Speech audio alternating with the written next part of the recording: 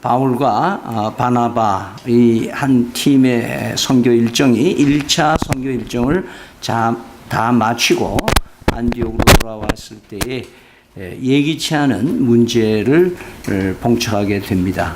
그 문제는 유대인으로서 예수 믿은 사람들과 또 이방인으로서 예수 믿은 사람, 이 두 그룹의 서로의 문화적인 차이, 생각의 차이, 편견으로 교회에 문제가 일어나자 바울과 바나바는 예루살렘에 가서 예루살렘 모 교회의 공회에서 과연 이 이방인들이 예수 믿고 구원받아서 교회의 우리와 같은 일원으로 될 수 있는지, 아니면 유대인의 전통에 따라서 할례를 받고 또 그 제의의식에 참여해야만 된다고 하는 것인지, 여기에 대한 것들을 정리를 하면서 베드로가 자기의 고넬로 장군을 그리스도에게로 인도했던 그 하나님의 성령의 역사하심을 얘기를 하면서 하나님께서 이방인에게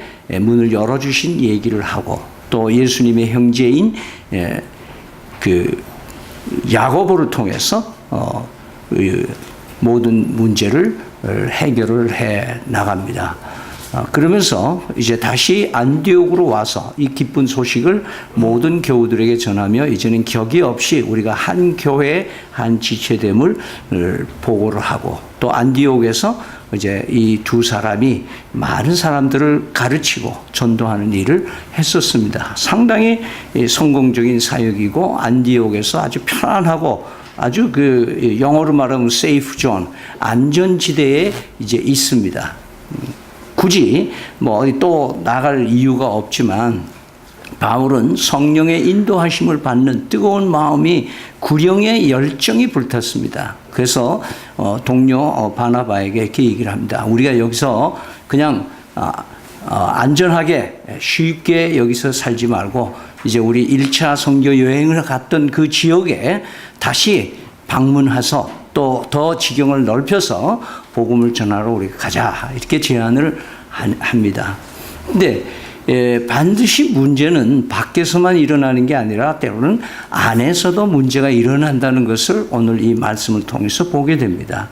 그래서 바나바는 자기 조카가 되는 요한이라고 하는 마가를 우리가 같이 데려가자, 이 친구 가면 우리 도움이 될 거다, 이렇게 해서 같이 데려가자 하니까 바울은 그 밤빌리아라는 곳에서 1차 전도 여행에서 조인했다가 아무 이유 설명이 성경에는 없습니다만은 이 요한이라고 하는 마가가 그냥 사라져 버린 겁니다. 그러니까 바울의 입장에서는 이 선교 여정을 가야 되고 같이 힘겨운 일을 지금 밤빌리아를 지나서 좀 더 오지로 가야 되는데 이 친구가 뭔가 마음에 부담이 됐든지 집으로 돌아가는 바람에 선교 일정에 상당한 타격을 받았던 것으로 보여집니다. 그래서 바울의 입장에서는 이 요한이 이제 이렇게 요즘 말하면 배신을 때렸는데 이 친구를 다시 데려간다는 것은 이건 좀 아니다.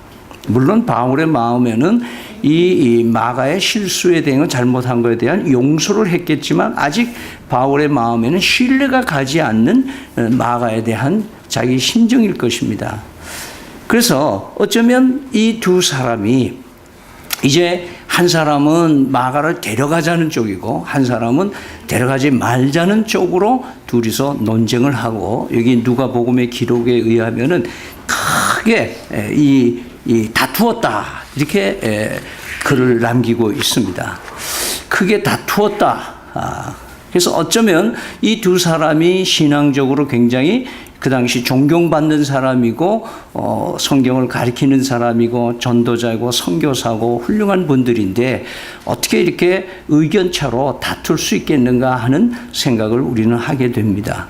그러면서 우리는 왜 이 바나바가 바울이 그렇게 싫다면 그래 그럼 우리 조카 데려가지 말지 뭐 그러고 갈 수도 있었을 것이고, 또 바울로서도 뭐예요, 저렇게 조카를 데려가자 그러는데 그저 같이 가자, 그러면 됐을 건데 왜 그 뒤에 한 사람은 안 데려가겠다는 거고 한 사람은 꼭 데려가겠다고 고집을 부리는가 하는 것이죠.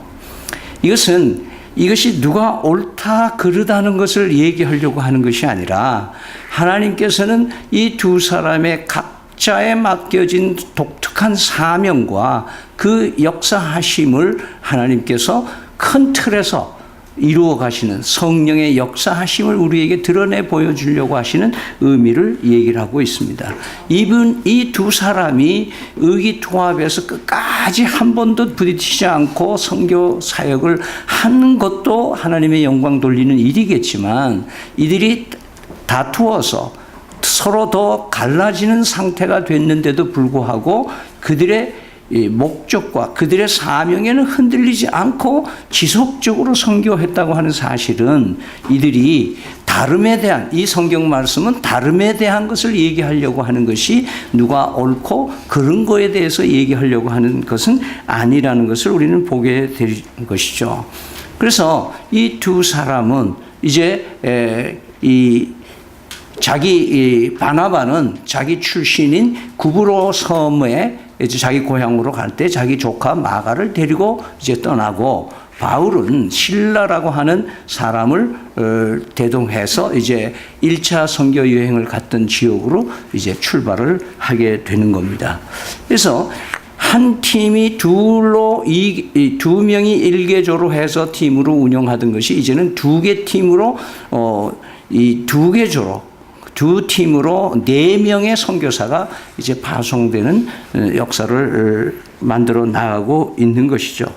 따라서 오늘 얘기는 다름에 대한 얘기를 하나님께서 우리에게 해주시고 성경은 누가 옳고 그른가를 얘기해 주기보다는 그 선의에 분리되는 모습을 통해서 하나님이 큰 틀에서 어떻게 성령 하나님께서 이 초대 선교 사역을 이루어 가시는가에 대한 것을 우리에게 기대하게 하는 그런 말씀인 것입니다. 사실 이 갈라진다는 거, 다 나눈다는 거 사실 좋은 일은 아니고 그렇게 권할 만한 일은 되지를 않습니다. 그래서 우리나라에서는 예수교 장로교와 기독교 장로교가 둘로 갈라질 때에 선교사들이 보고를 할 때 한국에는 예수님하고 그리스도님하고는 사이가 안 좋아졌습니다. 그렇게 보고를 하면서 교단이 갈라진 것을 얘기했다. 그런 일화가 있습니다. 사실은 우리 기독교의 현재 우리 기독교의 가장 큰 이 아킬레스 건이라 그럽니까? 이 가장 약점은 너무 분파가 많고 교단이 많다는 겁니다. 공식적으로 예수교 장로교회가 36개 정도 있는 걸로 알고 있고 군소 다 이렇게 합하면 교회 하나 가지고도 자기가 예수교 장로교회라 이렇게 얘기하는 사람들 한 120여 개가 된다 그래요. 그러니까 다른 교단도 뭐 말할 수가 없죠. 그래서 이게 우리 기독교에 치명적일 수도 있지만 또 가장 문제되는 것은 갈라진 게 문제가 아니라 뭐예요? 갈라지고 나서의 사람들의 태도입니다. 여지없이 갈라지고 나서 서로 원망하고 책임을 돌리고 그리고 불평하고 그게 험담하고 그게 잘못됐다고 서로 이 진흙을 던지는 그런 현상이 사실은 더 나쁜 것이죠. 오늘 이 바나바와 바울이 갈라지면서 어느 성경 구절을 봐도 서로 비난했다는 말을 한 적이 없습니다. 바울이 바나바는 뭐 독선이야, 뭐 그 사람은 뭐 자기 조카, 자기 친정만 이 식구들만 챙기는 사람이지 뭐 이런 식으로 비난을 했다는 기록이 없습니다. 반대로 바나바도 내가 사울이라고 아주 시원찮을 때에 내가 데리고 다니면서 그래도 훈련시킨 사람이 내가 키워준 사람인데 지가 나한테 항명을 해 나를 걸러서 지가 따로 뭘 하려고 딴 살림을 차려 이런 식으로 얘기한 적이 없습니다. 이 두 사람이 갈라지면서 역사하는 일들 가운데 역시 우리가 얘기하는 성령 행전처럼 성령 하나님께서 두 사람을 통해서 계획하신 일들을 이루어 가시는 과정인 것을 우리는 오늘 말씀을 통해서 묵상하게 되는 것이죠. 그래서 바울과 바나바는 애초에 경쟁 대상이 아니다는 것이죠. 누가 더 열심히 하고 누가 더 잘하고의 얘기가 아니라 다르다고 하는 것을 우리에게 말씀하고 있습니다. 우린 다르다는 것을 굉장히 틀리다고만 생각하는 잘못된 성향을 우리가 가지고 있습니다. 이번에 친구 미국에서 오래간만에 온 친구가 이제 이틀 동안 이 명절을 같이 지냈는데요. 그 친구 얘기가 두 딸이 있는데 너무 다르다는 거예요. 하나는 마지는 자기는 어렸을 때 난 마음대로 살래. 그런데 세종시에서 늦게 공무원 시험 쳐가지고 혼자 살면서 아주 자유롭게 사는 딸이 있다는 거예요. 그리고 하나는 부자가 될래. 어렸을 때부터 그랬는데 얘는 시카고에서 치과, 5스타 치과를 운영하는데 미국의 현지인 30명 의사를 데리고 큰 치과를 운영하는데 뭐 또 돈이 뭐 많아서 부자라는 거예요. 그래서 얘기들은 그 얘기는 첫 딸과 둘째 딸이 이렇게 다르다는 것을 얘기를 하는 거예요. 사람은 다른 거예요. 누가 우리 집에서 가장 아이들이 듣기 싫은 소리가 친구들하고 비교하고 형제들 간에 비교하는 부모들의 이야기 제일 듣기 싫습니다. 저는 한번 얘기했는지만 저는 사촌 형님, 외사촌 형님이 경기 중학교 탑으로 들어가고 경기 고등학교 탑으로 들어가 서울법대 탑으로 들어간 사촌 형님이 계셨어요. 그러니까 친척들이 모여서 큰일을 하면 언제나 뭐예요? 그 형님이 스타하고 저는 뭐예요? 전부 눈초리가 직접 말은 안 하지만 넌 왜 이렇게 말썽지고 너는 왜 이렇게 공부 안 하냐? 그러니까 큰 명절 되면 집에 그 친척들 모이는데 가기 싫은 거예요. 특히 외가들 모이는데 가기 싫은 거예요. 그리고 모친도 정 속상하면 뭐예요? 야, 아무개는 어떻게 하는데 너는 왜 그따위냐? 그렇게 얘기해요. 근데 진짜 자존심 상하는 거는 그 사촌형이 입던 옷을 교복을 뜯어 고쳐가지고 입히는 거예요. 그리고 거기 쓰던 헌 책을 또 갖다 주는 거예요. 여러분, 우리는 다릅니다. 달라요. 근데 누구 같아라고 할 때는 물론 우리는 성장 과정에서 아이들에게 영웅전, 훌륭한 사람의 자서전을 읽혀줌으로 인해서 그들에게도 꿈을 가질 수 있도록 간접 경험을 시키는 교훈은 좋지만 누구 같이 되라는 말은 하나님의 창조의 섭리를 거르는 말입니다. 하나님은 그 아이, 그 사람, 남편도 마찬가지고 여러분 남편이 제일 듣기 싫은 소리는 부인이 아무개 아빠는 뭐 이번에 명절에 뭐 어떻게 했다는데 당신은 왜 꼼짝도 안 하고 그러고 TV만 보느냐 이런 것들은 뭐예요? 비교하는 제일 듣기 싫은 소리. 여러분 여자들도 마찬가지일 거예요. 둘이서 밖에 산책을 하는데 남편이 자꾸 널씬한 아가씨만 자꾸 눈치를 보면은 좋아하겠어요? 안 좋아하잖아요. 우리 인생에서 오늘 바나바와 바울의 사건을 통해서 얻는 교훈은 하나님이 사람을 쓰시는 것은 각 사람의 독특한 개성과 그 사람의 성깔과 그 사람의 경험과 그 사람의 눈물과 그 사람의 아픔을 하나님이 그 사람만이 할 수 있는 일들로 사역을 이루어 가신다는 것을 말씀하고 있는 것입니다. 그래서 비교하지 말라는 거예요.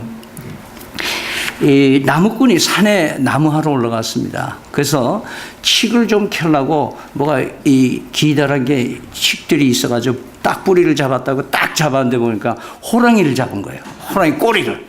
그 호랑이가 시원한데 낮잠 자다가 웬 꼬리를 잡으니까 벌떡 일어났어요. 공격을 하니까 나무 위로 이 나무꾼이 쌩쌩하게 올라간 거예요.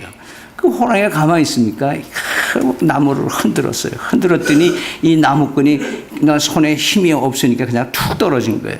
이 떨어지면 그냥 떨어지면 좋은데 이 호랑이 등에 탁 떨어진 거예요. 호랑이 등에 탁 떨어지니까 어떻게 해요? 내리면 안 되니까 그냥 털을 꽉 붙잡고 그냥 붙어 있는 거예요. 암만 해도 안 떨어지니까 이 호랑이가 질주를 하는 거예요. 막 뛰는 거예요. 근데 거기에 하루 종일 농사꾼이 일을 하고 있었는 거예요. 그러니까 웬 호랑이 탄 사람이 왔다 갔다 하는 거예요. 야, 어떤 놈은 팔자 좋아서 그렇게 호랑이를 타고 다니고 나는 이게 하루 종일 농사 지어가지고 이게 뭐 하는 거야. 그랬다는 웃기는 얘기가 있어요. 이 생산을 하는 거 호랑이 등에 타고 있는 사람을 부러워하는 사람이 있다니까요. 여러분, 재벌들이 이런 사람들이에요, 사실은. 예? 우리의 삶 속에서 정말 남과 비교해서 열등감에 사로잡혀 있다면 여러분은 진정한 의미의 창조주 하나님을 믿는 사람이 아닙니다. 나는 나로서, 그래서 대한 사람 대한으로 길이 보존했어. 아무리 지지고 볶고 물을 들이고 뭐 코를 높이고 해도 한국 사람은 한국 사람이에요. 우리의 삶의 여정 속에서 오늘 하나님께서는 의견이 다르고 다투기도 할 때도 있지만 그리스도 안에서 한 형제가 됨을 얘기를 하고 있고 다름을 인정하고 그 다름을 가지고 하나님의 뜻을 이루어가는 삶이어야 된다고 말씀하고 있습니다. 때로는 우리는 다른 사람을 용서하지 못할 경우도 있습니다. 오늘 이 바울의 모습은 용서는 할 수는 있을지 몰라도 신뢰가 안 가기도 하지요. 너무 반복되는 사람에게는. 그러나 주님께서는 70번씩 7번이라도 용서하라고 하시는 의미는 무슨 말일까요? 하나님께서 아들 예수 그리스도를 이 땅에 보내셔서 나같이 정말 이 더럽고 추할 뿐만 아니라 하는 짓거리마다 배신 때리는 짓 하고 나 같은 거 사랑해봐야 오히려 나를 배신할 줄 아시는 하나님이신데도 불구하고 또 사랑하시고 마지막에 말로 안 되고 선지자를 통해서 안 되니까 마지막에 아들 예수 그리스도를 이 땅에 보내 친아들을 내 대신해서 십자가에 처형시키고 피 흘려 살이 찢기시고 대신 죄값을 갚으시고 3일 만에 부활하게 하셔서 다시 죄 가운데 죽었다 다시 살아나는 새로운 길을 우리에게 열어주신 하나님의 은혜, 이 은혜를 우리는 입고 산다는 것이죠. 우리가 오늘 성찬식에서 떡과 잔을 마시면서 우리가 기억하는 것은 나 같은 것도 하나님이 사랑해 주셨구나. 나 같은 것도 하나님이 나를 사랑하는 그 말로만 립 서비스만 하신 게 아니고 뭐예요? 구체적으로 내 죄값을 십자가에서 갚아주신 분이구나. 그 은혜를 생각한다면 우린 다른 사람, 혹시 우리가 생각하는 경쟁의식을 교회에서도 보면 전부 키재기들을 하는 거 많잖아요. 저 사람이 나보다 더 하나, 목사님하고 누구하고 더 가까우냐. 사실 저는 요즘에 와서 이 목사님들에게 명절 되면 선물하는 분이 조금씩 계시는데 보니까 참 죄송해요. 목사님들이 여러 명이 되니까 점점 이제 부담이 되실 거예요. 근데 애초에 제가 교회 10주년일 때 우리 모친이 그런 얘기를 해요. 야, 어떻게 목사님 댁에 명절이 되니 선물도 하나도 없냐 그러시더라고요. 그래서 어머니 그런 말씀 하세요. 우리 교인들이 너무너무 제 말을 잘 듣는 거예요. 선물하지 말라 그랬어요. 정말이에요. 저는 솔직히 마음대로 그 선물을 많이 받아서 기분 좋기보다는 제 마음에 부담스러워요.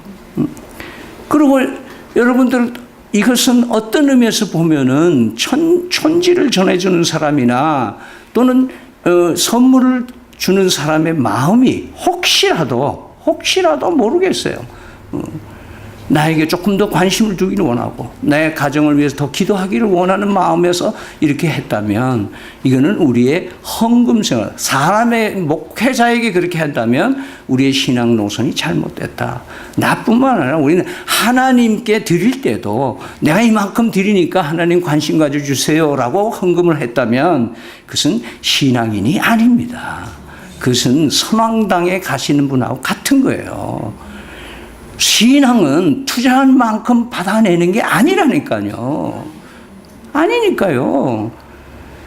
하나님께서 우리의 십자가로 나를 자녀 삼아주시고 해오신 그게 너무 감사하고 감격해서 하는 일이죠. 우리가 우리의 은혜를 얘기를 할 때 우리의 마음을 가지고 그런 마음을 가지고 우리가 살고 우린 하나님께서 나를 통해서 나에게만 가지고 있는 거죠. 나만 독특하게 이루시는 하나님의 뜻이 어디 있는가를 우리는 살펴나가는 성도들이 되어야 될 것입니다. 오늘 이 바나바와 바울이 갈라지는 아픔의 사건을 통해서 하나님께 주시는 것은 이 두 사람의 모습을 14년 후의 모습을 갈라디아서 2장 1절에 이렇게 얘기합니다. 14년 후에 내가 바나바와 함께 디도를 데리고 다시 예루살렘에 올라갔나니 무슨 뜻입니까? 바울과 바나바는 영원히 결별한 게 아니라 뭐예요? 때로는 합류하고 때로는 같이 기도하고 같이 동역했던 것을 우리는 보게 되는 것이죠. 또 마가라고 하는 요한도 바울이 영원히 안 볼 사람으로 한 것도 아니에요. 또 바나바가 이 마가라를 가리킬 때 야 바울 그거 참 못됐으니까 너 아이의 근처도 가지 마라 이렇게 편견을 가지고 조카를 훈련시킨 것도 아니었어요. 자, 뭘 보면 되느냐면 디모데후서 4장 11절에 보면은 누가만 나와 함께 있으니 이 지금 이 성경을 쓴 누가만 나와 함께 있느니라. 네가 올 때에 마가를 데리고 오라. 그가 나의 일에 유익하니라. 바울은 마가가 그래서 조카 마가 입장에서는 어때요? 상처가 될 거 아니에요. 자기 조금 뭐 실수했다고 해서 바울이 계속해서 안 보려고 한다면 상처가 많이 됐을 텐데 그래도 바울이 뭐예요? 마가를 다시 챙겨주고 또 마가는 뭐예요? 그 일이 고마워서 열심히 바울을 섬겼던 것이 바울에게도 뭐예요? 나에게 유익한 사람 마가 요한이다 이렇게 얘기를 하는 거예요. 이런 기록을 본다면은 바나바와 바울의 결별은 하나님의 선에 의한 역사하심이라는 것을 우리로 믿게 하는 사건이라는 것을 잊지 마시기 바랍니다. 그래서 오늘 본문을 좀 더 넓은 시야로 볼 필요가 있습니다. 그래서 바울은 로마서 8장에 아주 유명한 말씀을 하는 겁니다. 우리가 알거니와 하나님을 사랑하는 자 곧 그의 뜻대로 부르심을 입은 자들에게는 모든 것이 합력하여 선을 이루느니라. 그런데요, 이 하나님을 사랑하는 사람 중심의 신앙을 가진 사람이 다툴 때도 있고 흩어질 때도 있지만 하나님께서는 그것을 조합해서 하나님의 선으로 이루어 가시는 분이라 라고 말씀하시는 거예요. 이것이 우리의 신앙이 될 수 있기를 바랍니다. 오늘 하나님께서는 우리에게 이런 말씀을 하시는 겁니다. 이 두 사람의 그 캐릭터가 사실은 바나바는 모성적 관계 중심의 인격을 가진 분이에요. 모성적 관계 중심. 즉 사람과의 인과관계를 잘하고 어머니처럼 따뜻한 그런 성정을 가진 것이 바나바예요. 그런데 바울은 어때요? 부성적 일 중심의 사람이에요. 아주 정확하고 명백하고 그리고 이 관계보다는 일, 미션, 내가 일을 해야 하는 것이 더 중요하게 생각하는 사람이에요. 그러니까 많은 사람을 마음을 상하게 하더라도 뭐예요? 일을 해야 된다라고 생각하는 스타일이 이 바울이라는 모습으로 우리는 보게 됩니다. 또 우리는 마가라고 하는 요한을 보면은 뭐예요? 우리 모두가 다 실수할 때도 있어요. 일한다고 사역한다고 선교하겠다고 뭐 하나님 앞에 내가 헌신하겠다고 해놓고도 뭐예요? 잊어버리거나 좀 힘들고 답답하고 다른 사람하고 부딪히고 눈치 보이고 그러면 중단하고 교회도 안 나오고 그럴 수도 있다 이거예요. 그래도 하나님께서는 뭐예요? 그 사람을 품어주시고 그 사람을 다시 사용하시고 그 사람을 다시 일으켜 세우시는 분이신 것을 우리에게 말씀하고 있는 것입니다. 따라서 하나님께서는 다양한 성격의 사람들을 다양한 모습으로 동역자로 불러주셔서 하나님의 교회의 역사를 이루어 가신다는 말씀을 오늘 이 시대에 우리에게 말씀하신다는 것을 잊지 마시기 바랍니다. 바울은 이렇게 바나바와 정말 뼈아픈 갈라지는 쓰라린 경험을 가지고 있었기 때문에 그의 마음에는 항상 교회의 하나됨에 대한 그 문제를 풀어보려고 애를 썼던 것 같아요. 그래서 그는 고린도전서 12장에도 그렇고 로마서 12장에 보다 더 요약을 한 내용이 이렇게 쓰고 있습니다. 새 번역 성경으로 읽어드리겠습니다. 로마서 12장 4절에서 18절 말씀입니다. 한 몸에 많은 지체가 있으나 그 지체들이 다 같은 일을 하는 것이 아닙니다. 이와 같이 우리도 여럿이지만 그리스도 안에서 한 몸을 이루고 있으며 각 사람은 서로 서로 지체입니다. 하나님께서 우리에게 주신 은혜를 따라 우리는 저마다 다른 신령한 선물을 가지고 있습니다. 가령 그것이 예언이면 믿음의 정도에 맞게 예언할 것이요, 섬기는 일이면 섬기는 일에 힘써야 합니다. 또 가르치는 사람이면 가르치는 일에, 권면하는 사람이면 권면하는 일에 힘쓸 것이요, 나누어 주는 사람은 순수한 마음으로, 지도하는 사람은 열정으로, 자선을 베푸는 사람은 기쁜 마음으로 해야 합니다. 사랑에는 거짓이 없어야 합니다. 악한 것을 미워하고 선한 것을 굳게 잡으십시오. 형제의 사랑으로 서로 다정하게 대하며 존경하기를 서로 먼저 하십시오. 열심을 내어서 부지런히 일하며 성령으로 뜨거워진 마음을 가지고 주님을 섬기십시오. 소망을 품고 즐거워하며 환난을 당할 때 참으며 기도를 꾸준히 하십시오. 성도들이 쓸 것을 공급하고 손님 대접하기를 힘쓰십시오. 여러분을 박해하는 사람들을 축복하십시오. 축복을 하고 저주하지 마십시오. 기뻐하는 사람들과 함께 기뻐하고 우는 사람들과 함께 우십시오. 서로 한 마음이 되고 교만한 마음을 품지 말고 비천한 사람들과 함께 사귀고 스스로 지위가 있는 체하지 마십시오. 아무에게도 악을 악으로 갚지 말고 모든 사람이 선하다고 생각하는 일을 하려고 애쓰십시오. 여러분 쪽에서 할 수 있는 대로 모든 사람과 더불어 화평하게 지내십시오.